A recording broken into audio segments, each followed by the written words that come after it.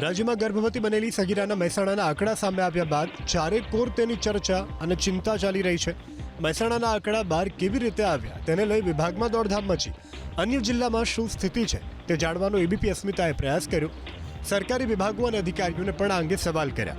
બીજા જિલ્લાના આંકડાઓ પણ સામે આવ્યા છે. મહેસાણામાં 341 સગર્ભા કિશોર અવસ્થાની હોવાનું સામે આવ્યું છે, તો ભરૂચ જિલ્લામાં 251 સગર્ભા કિશોર અવસ્થાની હોવાનું સામે આવ્યું. અમરેલી જિલ્લામાં 191, વડોદરા જિલ્લામાં 150 સગર્ભા કિશોર હોવાનું સામે આવ્યું.